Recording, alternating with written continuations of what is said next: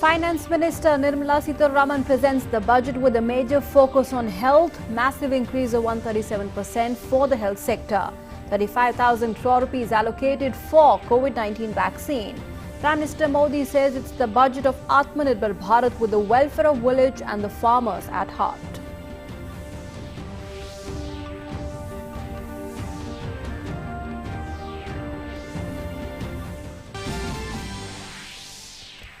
Major boost to agriculture in the budget. Mandis to be strengthened with Agriculture Infrastructure Fund.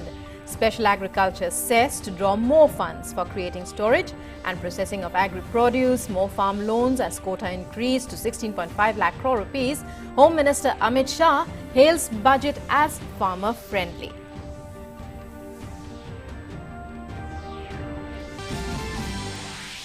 Prime Minister's call for Atmanirbhar Bharat finds strong echo in the budget with sharp increase of 34.5% in the capital expenditure. Industry leaders and markets welcome the emphasis on infrastructure. Sensex jumps 2,300 points, the highest on the day of the budget.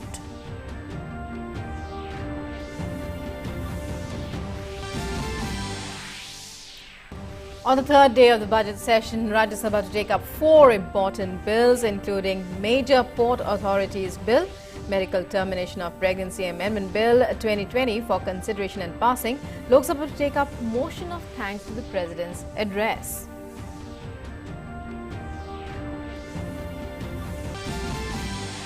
Prime Minister Modi speaks with his Israeli counterpart Benjamin Netanyahu over the phone, expresses his strong condemnation of the recent terror attack near the Israeli embassy in New Delhi, assures higher security to Israeli diplomats and the premises.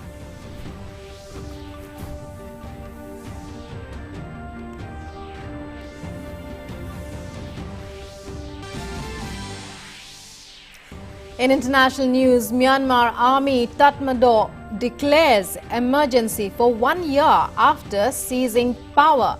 Detained Supreme Leader Aung San Suu Kyi. India expresses deep concern about military roadblocking smooth democratic transition. US President Joe Biden threatens re-imposing of sanctions.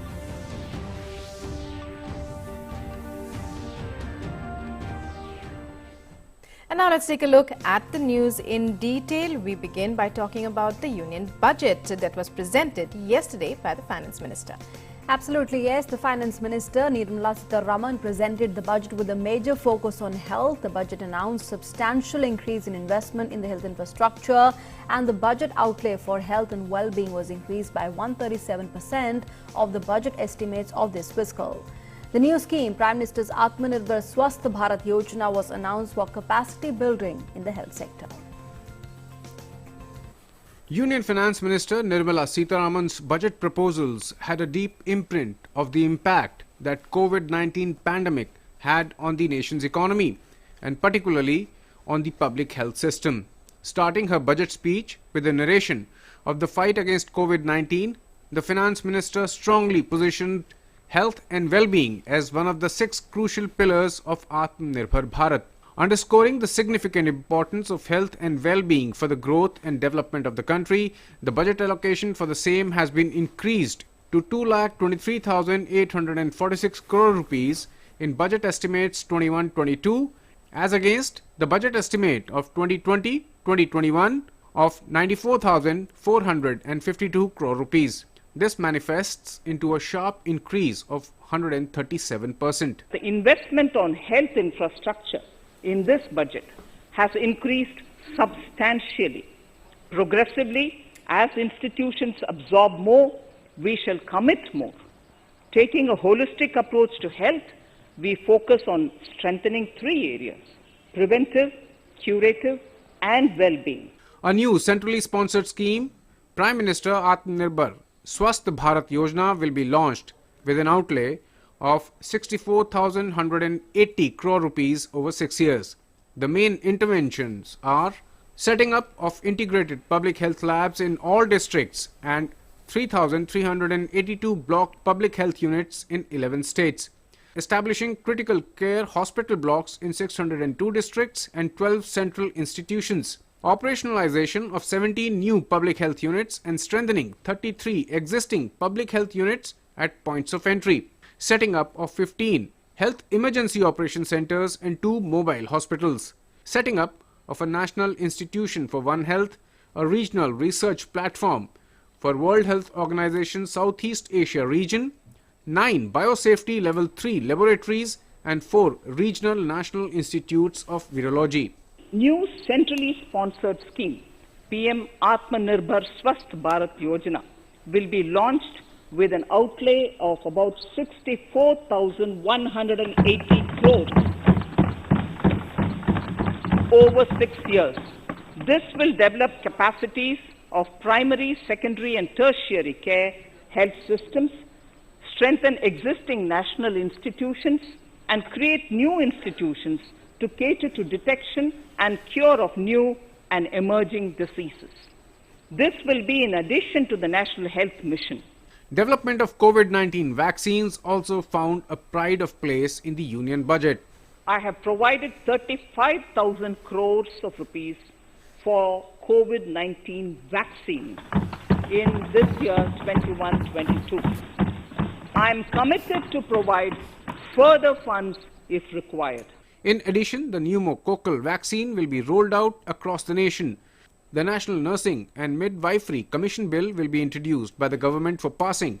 The union budget has proposed merger of the Supplementary Nutrition Program and the Poshan Abhiyan. These will form the umbrella of Mission Poshan 2.0. Another noticeable thing is the phenomenal increase in the allocation for the Department of Drinking Water and Sanitation. Its annual budget allocation has been increased more than twice, from 21,518 crore rupees in budget estimates of 2020-21 to 60,030 crore rupees in the budget estimates of 2021-2022.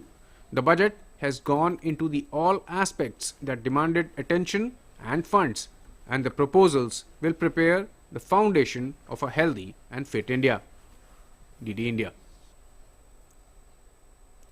And in the budget, the government has enhanced the agricultural credit target to 16.5 lakh crore rupees.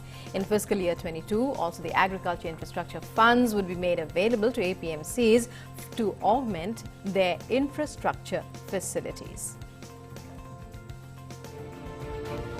In a slew of steps to support the agriculture sector, Union Minister for Finance and Corporate Affairs Nirmala Sitharaman on Monday announced 9 measures for agriculture sector.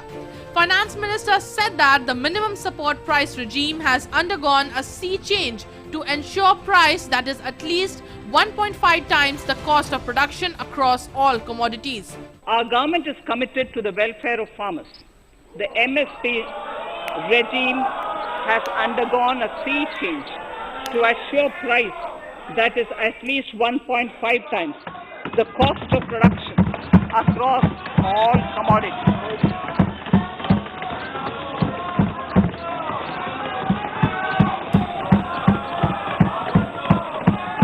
The procurement has also continued to increase at a steady pace. This has resulted in increase in payment to farmers substantially. Sitharaman said that there is a steady increase in the procurement of wheat, rice, pulses from farmers. Sitharaman also said that in case of wheat, the total amount paid to farmers in 2013-2014 was 33,874 crore rupees. In 2019-2020, it was 62,802 crore rupees. And even better, in 2020-2021, this amount paid to farmers was 75,060 crore rupees. For paddy, the amount paid in 2013-2014 was 63,928 crore rupees. In 2019-2020, this increased to 1,41,930 crore rupees. Even better, in 2020-2021, this is further estimated to increase to 1,72,752 crore rupees. In case of pulses, the amount paid in 2013-2014 was rupees 236 crore. In 2019-2020, it increased to rupees 8,285 crore. Now, in 2020-2021, it is at 10,530 crore rupees, a more than 40 times increase from 2013-2014. The receipts to cotton farmers have seen a stupendous increase from 90 crore rupees in 2013-2014 to 25,974 crore. The finance minister said that efforts are being made to further strengthen e-NAM to benefit the farmers. The finance minister proposed to integrate 1,000 more mandis with e-NAM to bring transparency and competitiveness. Around 1.68 crore farmers are registered and 1.14 lakh crores of rupees trade value has been carried out through e-NAMs, the National Agricultural Market. Keeping in view the transparency and the competitiveness that e-NAM has brought into the agricultural market, 1,000 more mandis will be integrated with e-NAM. To provide adequate credit to farmers, Finance Minister enhanced the agricultural credit target to 16.5 lakh crore rupees in financial year 2022. Government will focus on ensuring increased credit flows to animal husbandry, dairy and fisheries. Finance Minister also announced the enhanced allocation to the Rural Infrastructure Development Fund from 30,000 crore rupees to 40,000 crore rupees.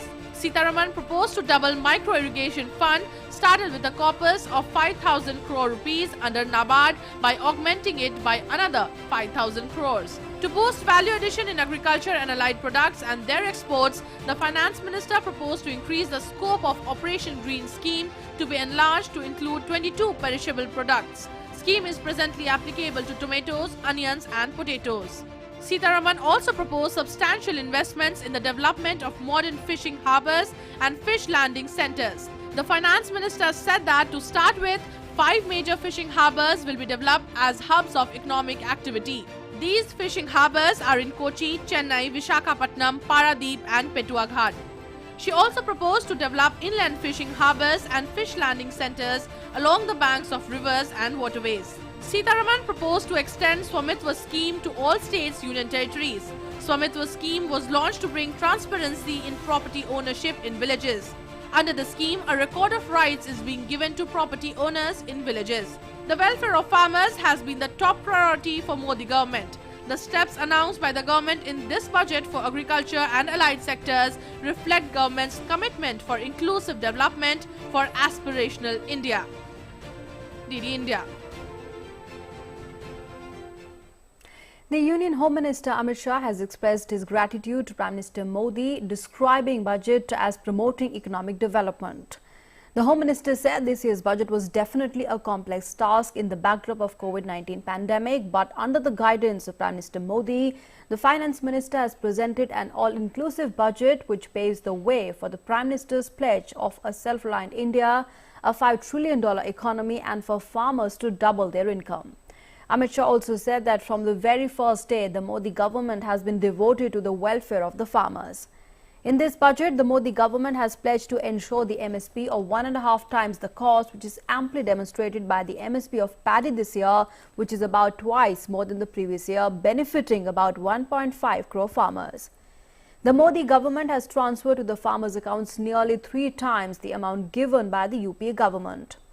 The Modi government has provided support to farmers in every sector, increasing the MSP of pulses, wheat, paddy and other crops. In addition, a part of the agricultural fund will be kept to strengthen the APMCs. The Union Home Minister said that a provision of 16.5 lakh crore rupees has been made to provide easy loans to the farmers so that they can get loans on easy terms. The micro irrigation fund of 5,000 crore rupees has also been created, which will not only increase the irrigated areas but also help in the water conservation. Now, to give scientific form to agriculture and to make marketing effective, 5 agricultural hubs will be made in the country. A provision has been made to include 22 perishable crops in Operation Green Scheme, which is a commendable step. To stop the inconvenience caused to farmers from the ownership of the land records will be digitized at the national level through the Swamitwa scheme.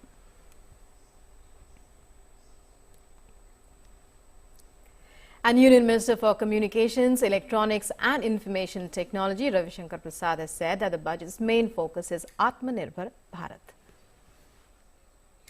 इस budget की पहली सोच क्या है? स्वस्थ भारत, सुरक्षित भारत, सेहतमंद भारत और इसके लिए आत्मनिर्भर भारत। अब आप देखिए, लगभग 64,000 करोड़ का पैसा दिया है इंफ्रास्ट्रक्चर के लिए। जमीन पर छोटे कस्बों में, ग्राम पंचायतों में अस्पताल आए, केयर सेंटर आए, टेक्नोलॉजिकल सेंटर्स आए, स्वास्थ्य के लिए। दूसरा काम क्या किया, इस बात को समझिए कि लगभग आप जान लीजिए कि 2,87,000 करोड़ जल ही जीवन है, तो अच्छा पानी जरूरी है स्वास्थ्य के लिए, तो वो काम किया। 35,000 करोड़ वैक्सीन के लिए प्रावधान किया। और चौथी बात, स्वच्छ भारत को रखना है तो 1,41,000 करोड़ का बजट, पूरा जो सफाई है, स्वच्छ अभियान है, तो इस पूरे बजट का पहला सूत्र है, दर्शन है, स्वस्थ भारत, सेहतमंद भारत, सुरक्षित भारत और आत्मनिर्भर Bharat. Prime Minister's call for Atmanirbhar Bharat found strong echo in the budget. The Finance Minister has proposed a sharp 34.5% hike in the capital expenditure to 5.54 lakh crore rupees in the financial year 2022 in order to push growth. The massive increase comes at a time when the country is looking to recover from the COVID pandemic, as the rising government spending is key to bringing the economy back on track. The government will also provide an additional 2 lakh crore rupees to states for capital expenditure over and above its own commitment. For 21-22, I propose a sharp increase in capital expenditure and thus have provided 5.54 lakh crores, which is 34.5% more than the BE of 2020-2021. Of this, I have kept a sum of more than 44,000 crores in the budget head of the Department of Economic Affairs to be provided for projects, programs, or departments that show good progress in capital expenditure and are in need of further funds. And reacting to the budget 2021-22, Director General of the Confederation of Indian Industry, Chandrajit Banerjee, said that the private sector has been given a level playing field to pick up growth. Government ने एक प्रकार के बेट किया है growth के ऊपर, और उसके लिए उन्होंने स्पेंडिंग काफ़ी सारे किए हैं। उसमें से हम देखेंगे कि प्राइवेट सेक्टर पिकअप, ये एक प्राइवेट सेक्टर को अपॉर्चुनिटी दे गया है कि आप लोग पिकअप करो। जैसे इंफ्रास्ट्रक्चर में आप देख लीजिए कितने बड़ा स्पेंड का गवर्नमेंट ने किया है, उसका जो ट्रिकल डाउन इफेक्ट होते हैं वो भी बहुत स्ट्रॉन्ग इफेक्ट होते हैं। दूसरा देखिए, एक स्क्रैपेज पॉलिसी जिसका चर्चा कितने साल से चल रहे हैं, उसको लेके आए थे। उसमें ऑटो सेक्टर में डिमांड अपने आप आ जाएंगे और उसका भी मल्टीप्लायर इफेक्ट बहुत ज़्यादा होते हैं। इंडस्ट्री को एक ईज ऑफ बिजनेस के बारे में, क्योंकि देखिए टैक्सेशन के में उसको कोई उतना असर नहीं दिए हैं फाइनेंस मिनिस्टर ने इस बजट में, जो एक इंडस्ट्री को काफ़ी उत्साह दे रहे हैं। Now moving on, and news from Parliament now. While a number of reports are to be presented and papers to be tabled in Parliament today, in the Lok Sabha, 3 different reports of the Public Accounts Committee will be presented. The reports of the multiple standing committees are also to be presented in the House today. The lower house will also move the motion of thanks on the President's address, and while no legislative business relating to the new bills are lined up in the Lok Sabha today, the Rajya Sabha have 4 bills lined up for consideration and passage. Health Minister Dr. Harshvardhan will move 2 bills for consideration today. Now, these bills are related to the amendment of the Medical Termination of Pregnancy Act 1971 and the regulation and maintenance of standards of education and services by allied health and the healthcare professionals. The MOS for Ports, Shipping and Waterways, Mansukh Mandavia, will move the bill to provide for regulation, operation and planning of the major ports in India for consideration. The Minister of Food Processing Industries is also scheduled to move the bill for declaring certain institutions of food technology as institutions of national institutions for consideration.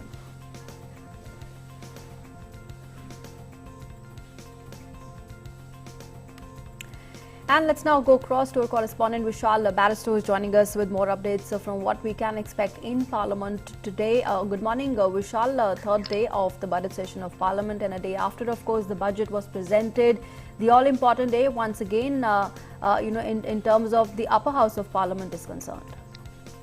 Well, a very good morning to you, Nancy. Indeed, it's going to be a very, very important day because the upper house would be discussing the passing of 3 important bills. One is the national major ports bill, because we have 204 ports in India, out of which 12 are major ports, and that includes the Deen Dayal Port, erstwhile Kandla Port, Mumbai, JNPT, and Kochi. So the bill aims at infusing professionalism. Remember, the world around the landlord model is followed, and this bill also is aimed at infusing more professionalism in the working of the rather administration of the major ports. The second one is medical termination of pregnancy, and the third one is the National Commission for the healthcare and allied services. So these are the three important bills that are to be discussed for passing, because the lower house had already passed in earlier sessions. And another important thing which is going to be a major one in the lower house would be the motion of thanks that would be moved by BJP MP Lockett Chatterjee, and that would be on the President's address. So that is going to be an interesting how the opposition reacts to it, because so far they haven't had any time to speak on the address. Right, Vishal, and when we talk about the budget session, can we say it's actually beginning today after, since question hour will be starting in both the houses and so on? What is the mood that you are getting from the opposition in particular? How has the government been able to, include them in the parliamentary process? What can we expect? Well, it would be an interesting day to watch, because on the day of the President address, the major political parties headed by Congress, they had boycotted the session, but it would be interesting to note how they react, because the markets have responded very well, and that is all we get to know how the markets have responded after the budget was announced by Finance Minister.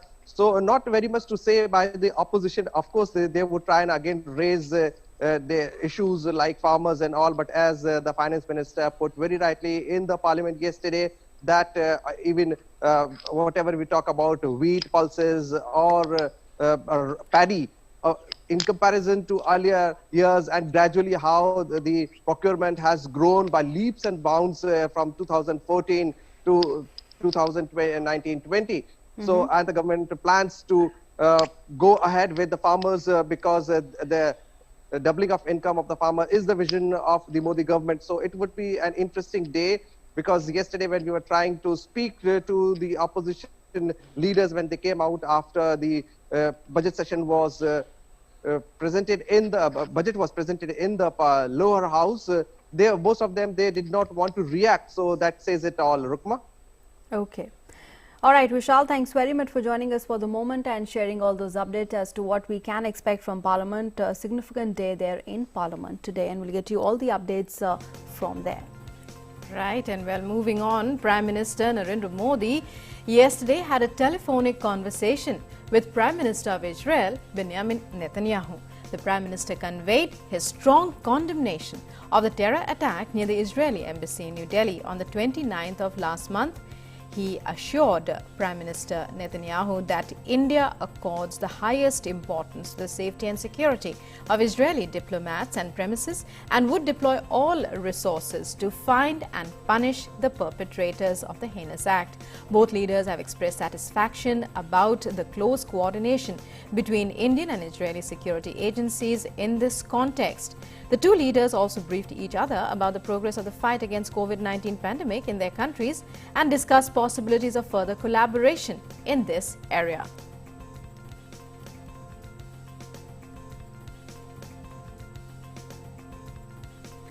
Moving on now, on the World Wetlands Day 2021, the Minister of Environment, Forest and Climate Change, Prakash Javadekar, has said that India is one of the few countries to have wetland inventory system. The minister tweeted, and I quote, India is one of the few countries in the world to have a wetland inventory system wherein remote sensing techniques have been used to map the wetlands. We have 42 sites designated as wetlands of international importance, unquote.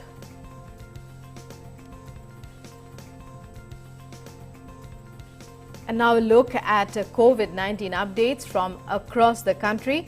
The country's COVID-19 recovery rate has touched 97%. The total number of recoveries has now gone up to over 1,34,34,983. The Health Ministry has said the actual caseload currently comprises only 1.56% of total positive cases. Presently, the total number of active cases in the country is 1,68,235.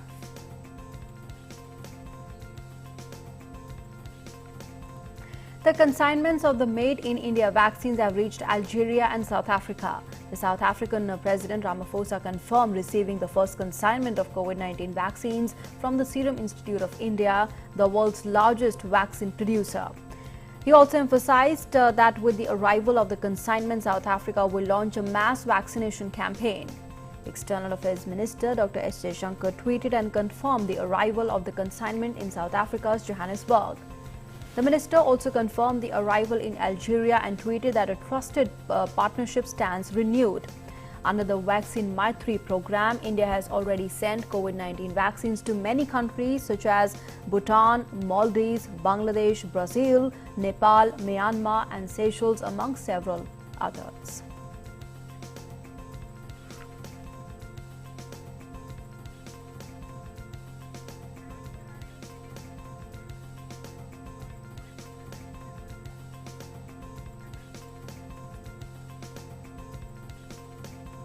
And the Central Board of Secondary Education will today release the date sheet for CBSE classes 10 and 12 exams.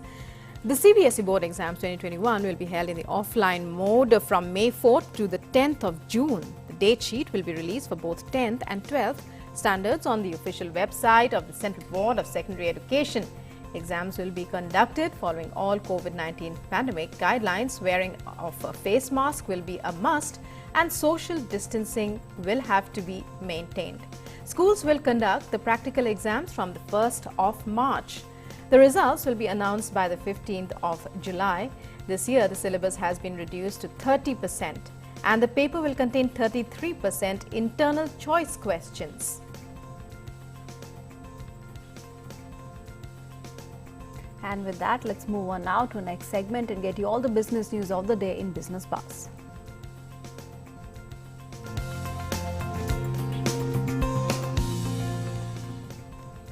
The benchmark equity indices skyrocketed and made the highest gains on the budget day on Monday, with Sensex jumping to 2,300 points and the NSE Nifty 50 surging by 4.7%.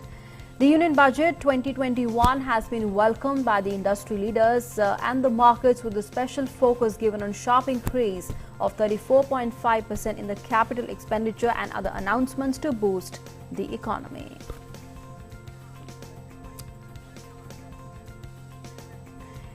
And let's now go across to our correspondent Shama Mishra, who's joining us with more updates from the financial capital Mumbai. Shama, just give us a sense, really put it into perspective for us, a budget that's considered an all-inclusive budget with special focus on health, infrastructure and of course, many initiatives taken for the long-term growth really of the country, and that's clearly the focal point of this budget.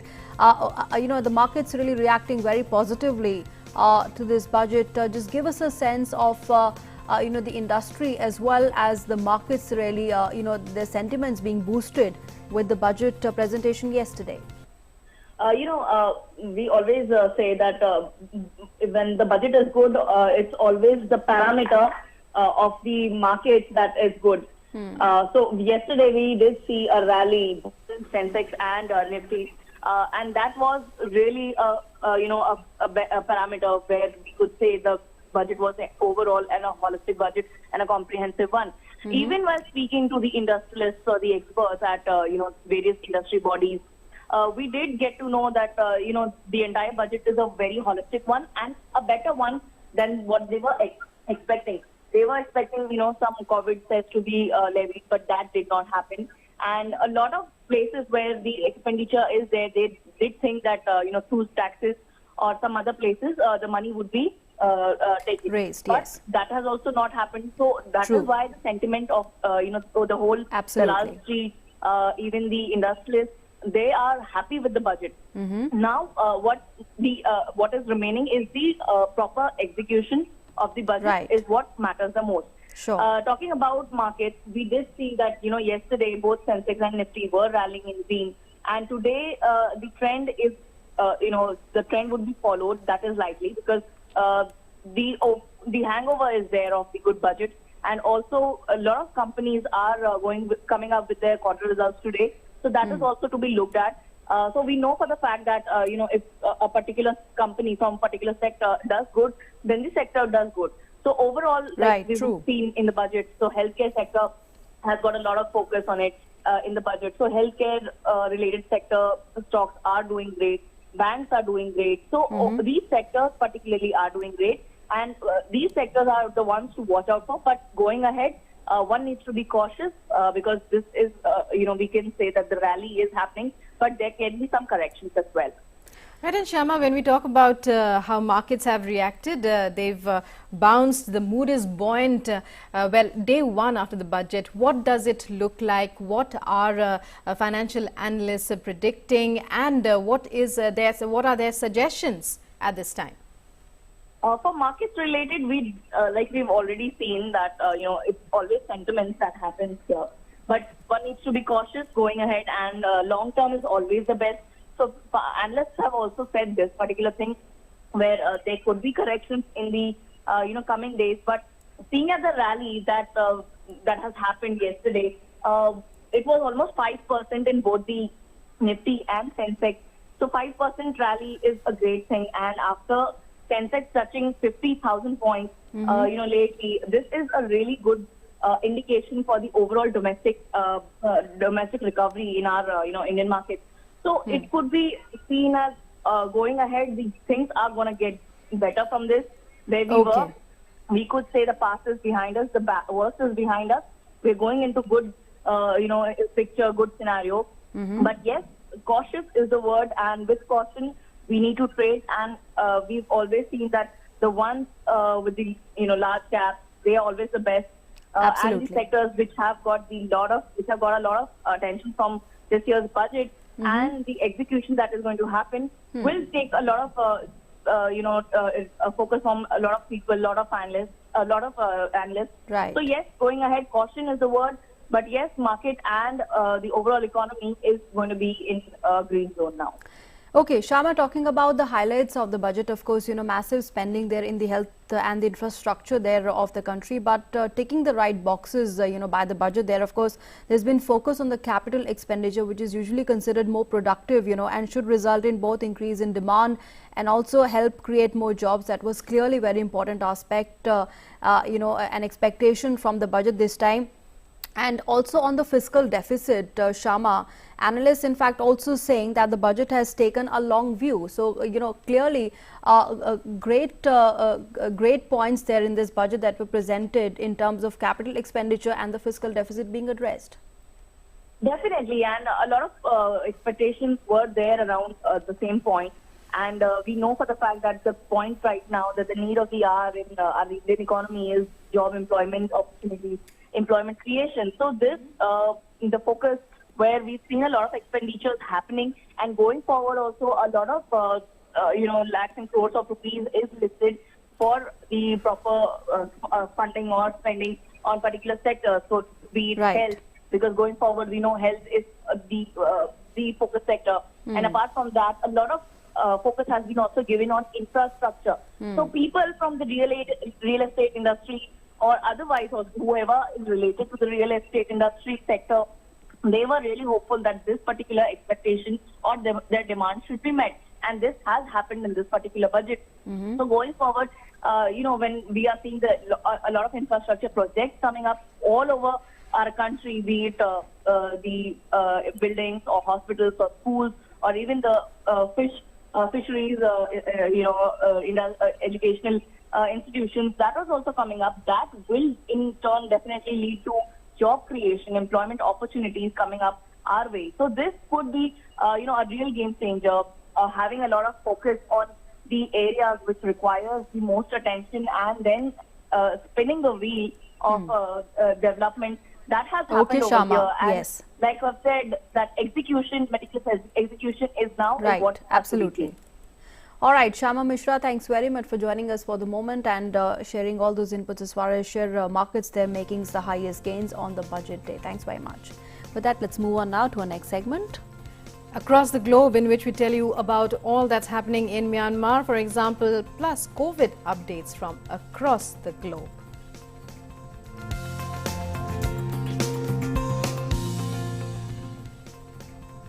Myanmar's military seized power on Monday in a coup against the democratically elected government of Nobel laureate Aung San Suu Kyi, who was detained along with other leaders of her National League for Democracy party in early morning raids. The army said it had carried out the detentions in response to election fraud, handing power to military chief General Min Aung Hlaing and imposing a state of emergency for a year.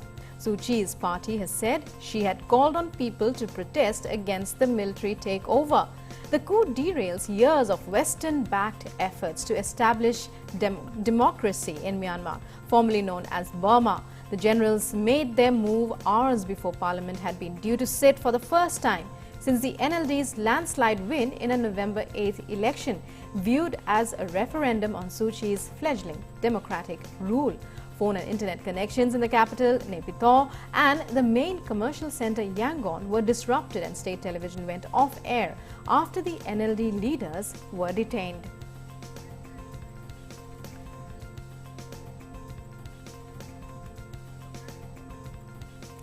And India has expressed concern over the recent developments in Myanmar. In a press statement, the Ministry of External Affairs has said that India has noted the developments in Myanmar with deep concern. India has always been steadfast in its support to the process of democratic transition in Myanmar. Ministry also said that the rule of law and the democratic process must be upheld, and India is monitoring the situation closely.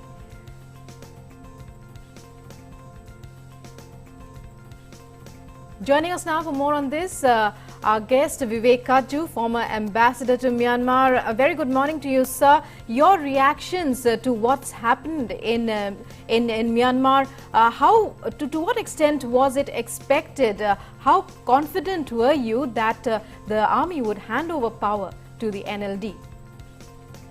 It is unfortunate, but not surprising, because the Myanmar army has always been a factor in Myanmar's political life and was never willing to relinquish the actual power which is relating to security. The Myanmar army considers itself to be the ultimate guardian of the Myanmar state, and especially of the Burma community, the majority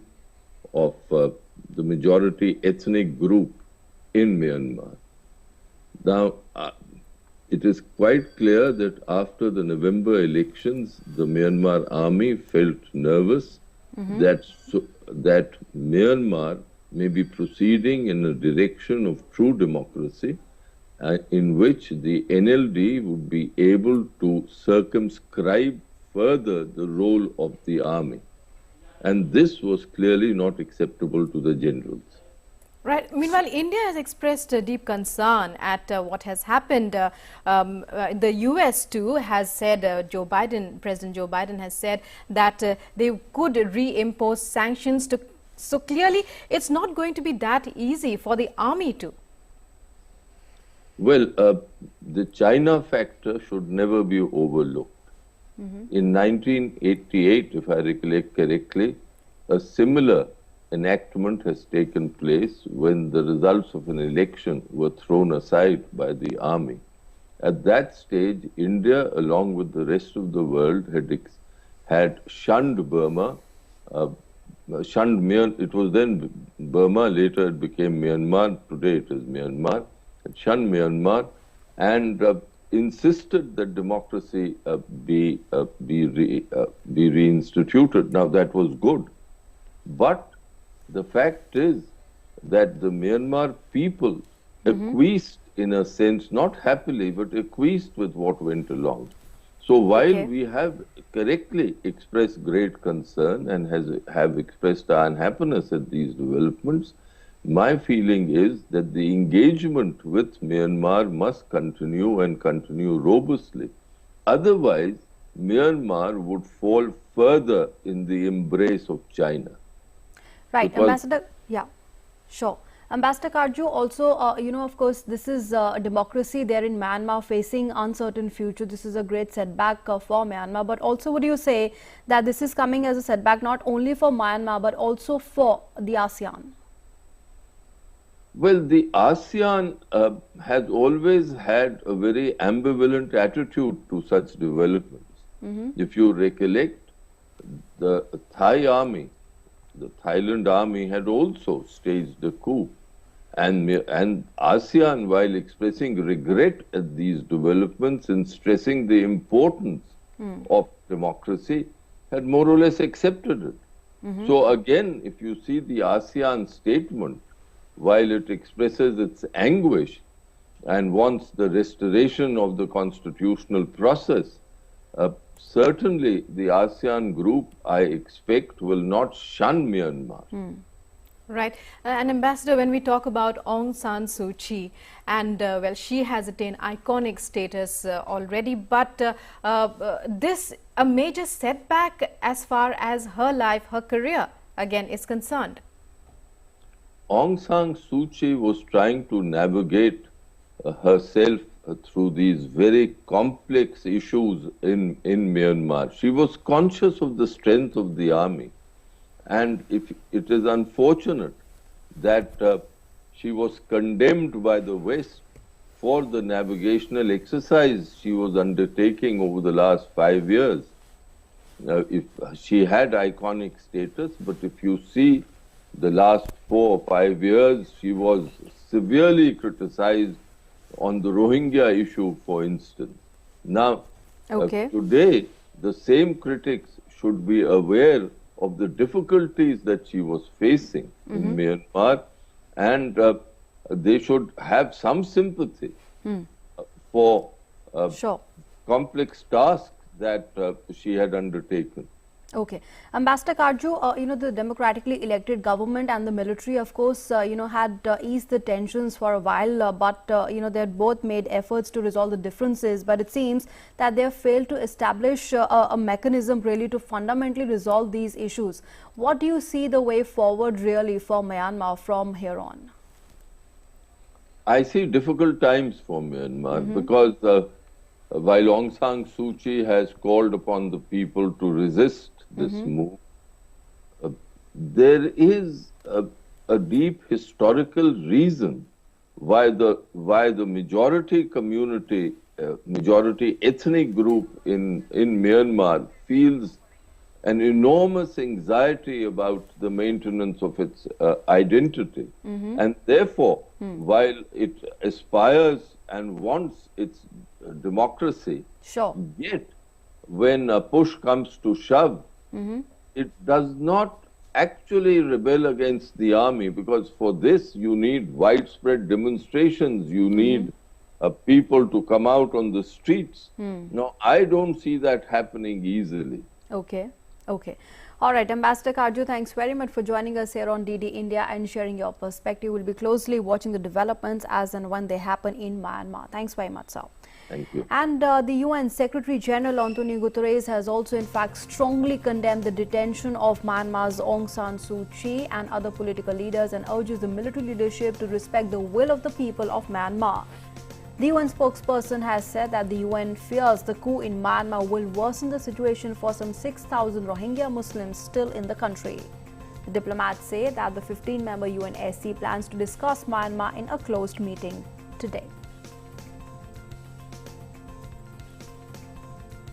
The Secretary General strongly condemned the detention of Aung San Suu Kyi, the state councillor, as well as President U Win Myint and other political leaders. And that was obviously on the eve of the opening session of Myanmar's new parliament.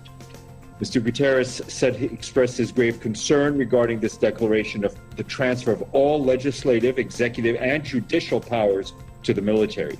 These developments represent a serious blow to democratic reforms in Myanmar. The Secretary General stresses that the November 8th general election provide a strong mandate for the National League for Democracy, reflecting the clear will of the people of Myanmar to continue on their hard-won path to democratic reform. And we now bring you our regular update on the COVID-19 pandemic from across the world. As of now, more than 10 crore 39 lakh coronavirus cases have been reported worldwide. The global death toll due to the virus has crossed 22 lakh 47,000. Over 7 crore 57 lakh people have recovered. The United States continues to remain the worst hit country by the pandemic so far, reporting over 2 crore 69 lakh cases of the virus, with the death toll surging past 4 lakh 54,000. Brazil follows the US in terms of death toll with 2 lakh 25,000 deaths.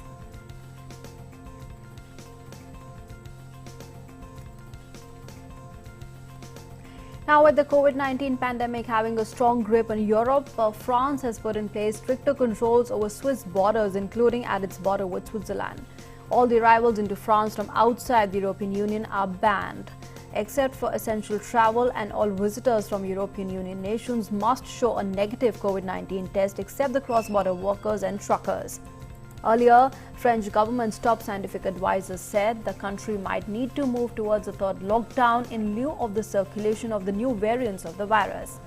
As of now, France has over 32 lakh 1,000 COVID-19 cases, with the death toll surging past 76,000. And with that, let's move on now to our next segment.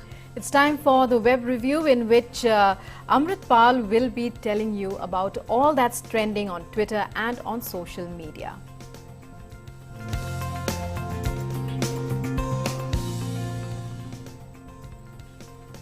Let's go across to Amrit. Amrit, good morning. What do you have for our viewers? What have you picked up from the World Wide Web this morning?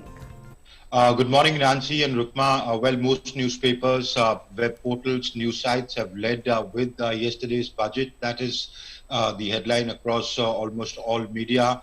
I have chosen the Indian Express, which says bold financial reforms in the budget. It says Finance Minister Nirmala Sitharaman on Monday liberated herself from fiscal restraints for a budget for a massive expenditure push to bolster the economy.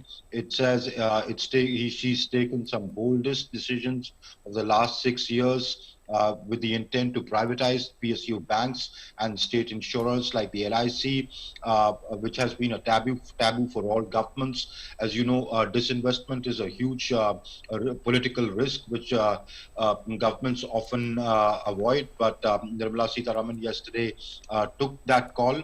And she, especially at a time when the reformist farm laws are facing a backlash from farmers across the country, and which have been effectively put on hold, but still she went ahead with taking that political risk, the political leadership's call to ignore fiscal hawks to present reform-led growth budget, has also brought the market sentiments, with the BSE Sensex posting gains yesterday. So most newspapers led with the budget news. The other big news that's making it to the headlines across various media is about the call for a Chakka Jam given by the farm unions on February 6th. The Times of India says farm unions announced Chakka Jam on February 6th. Tomar flags the budget provisions and appeals to them to think positively. It says farmer unions agitating agitating for repeal of the central farm laws on Monday announced nationwide blockade of the state and the national highways for 3 hours. That's from 12 noon to 3 p.m. on February 6th, even as Agriculture Minister Narendra Singh Tomar said that the budget has cleared or should clear all doubts over the contentious issues relating to the legislations, and appealed to the farmers to think positively about it. He said the mandi system is there to stay, APMCs are not threatened, MSP is assured, so the farmers should, in lieu of the budget provisions, think about this positively and call off this blockade or the Chakka Jam call that they've given for the 6th of February. The other story that's made it to most media, which you also highlighted before, about the Prime Minister's call with Prime Minister Netanyahu of Israel, assuring him of all to deploy all resources to find the perpetrators. The two prime ministers yesterday spoke about the terror attack over the telephone and conveyed, Prime Minister Modi conveyed strong condemnation of the terror attack. He said that India is, he assured of the safety and security of the Israeli diplomats and premises here in Delhi, and he's promised Prime Minister Netanyahu that he will deploy all resources and find the perpetrators and punish them. The two prime ministers also spoke about a possible cooperation in vaccines. That is what's made it to the news. The other story is about the Myanmar coup. Of course, US Biden threatens US sanctions in response to Myanmar coup. That's what the Times of India has led with. It says US President Joe Biden on Monday threatened to reimpose sanctions on Myanmar following a coup by the country's military leaders and called for concerted international response to press them to relinquish power. Now, the UN, as you know, the UN Security Council has also called an emergency meeting today. Let's see what the UN Security Council decides. Sure. It could also go in for sanctions. So the world is sort of closing in on Myanmar. So that's what's making it to the newspapers and various media today. Back to you, Rukma and Nancy. Thanks, Amrit, very much for joining us for the moment and sharing the web review this morning. Thanks very much. Let's move on now to our next segment now. And time now for some sports news in Sports Track. Absolutely.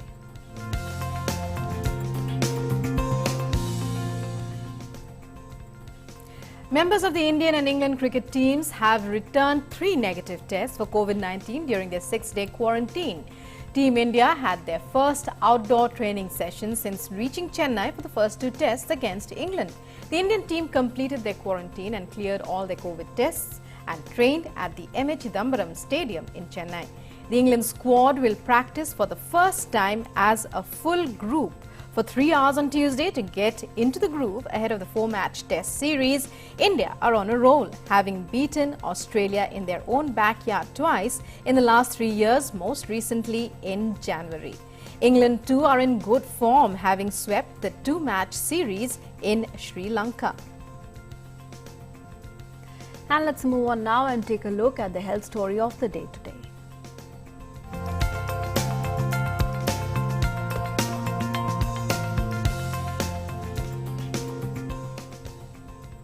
And today we are focusing on tuberculosis in the health section today. What are the symptoms of tuberculosis and how its spreading can be prevented? Let's learn more from this report. Tuberculosis is an infectious disease that usually affects the lungs, though it can affect any organ in the body. It can develop when bacteria spread through the droplets in the air. TB can be fatal, but in many cases it is preventable and treatable. ये बीमारी जो है शुरू कैसे होती है? आमतौर पे जो कॉमन लक्षण है वो 4 ही हैं: खांसी, खांसी में खून आना, बुखार, वेट लॉस या छाती में दर्द होना। अगर ऐसे किस्म के लक्षण किसी भी मरीज में हैं तो उसको अपनी जांच करानी चाहिए और 2 हफ्ते से ज़्यादा ऐसे लक्षण होने पे टीबी की जांच करी जाती है, जिस जांच में बलगम की जांच करी जाती है जो विभिन्न तरीकों से करी जाती है। आजकल माइक्रोस्कोपी के अलावा नए तरीके आ गए, जीन एक्सपर्ट वगैरह एडवांस तरीके, जिनसे हम बहुत जल्द और बड़ी करेक्ट डायग्नोसिस करके उसका इलाज शुरू करते हैं। With early detection and appropriate antibiotics, TB is treatable. Free TB treatment is available at all government health centers in India. TB को नियंत्रण करने के लिए सबसे ज़रूरी चीज़ें क्या हैं?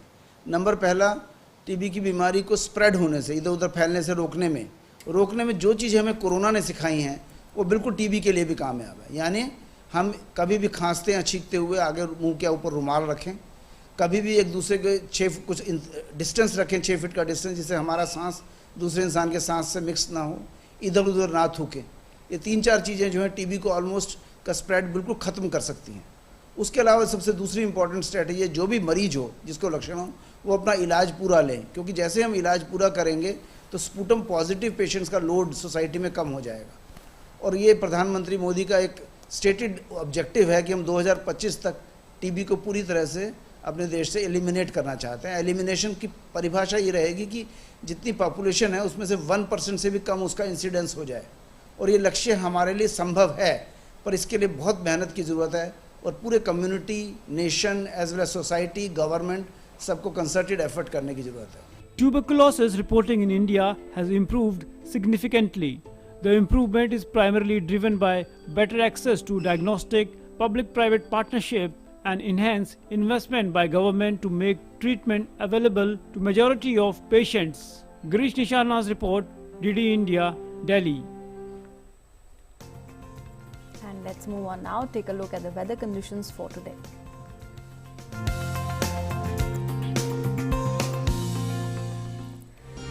Gradual rise in minimum temperatures very likely over most parts of northwest and adjoining central India during the next 3 to 4 days, and cold day and cold wave conditions prevailing over most parts of northwest India likely to abate in the next 24 hours. Interaction between this western disturbance and lower level southeasterlies from the Bay of Bengal likely to cause isolated to fairly widespread light to moderate rain and thunder showers with isolated lightning and hail over plains of northwest India during 3rd and 5th February. Over Madhya Pradesh during 4th and 5th February, and over East UP, Bihar and Jharkhand from 5th and 6th February. And time now to take a look at temperatures recorded in major cities across the country.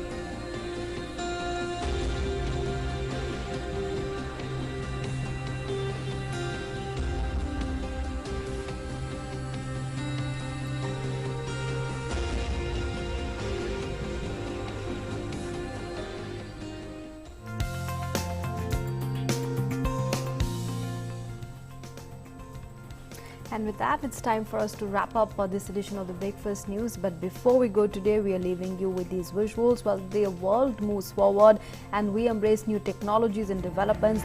What never goes out of style is the elegance of the vintage. Before we end the Breakfast Show, we are leaving you with these glimpses from Paris, where 700 vehicles of various eras participated in the 21st Winter Crossing. Take in the classic vibe. If you're a car lover, you're bound to get nostalgic. Take a look at those beautiful visuals and we wish you a great day ahead. But before we wrap up, we have a special appeal for you for the campaign that we are running. And as the fight against the COVID pandemic continues with great success on all fronts, do remember, don't forget to wear your mask as you go out for the day, because it's the cheapest and the best way to ensure that you and those around you are protected. So join our Mask Up India campaign. It's a simple task. Just wear a mask.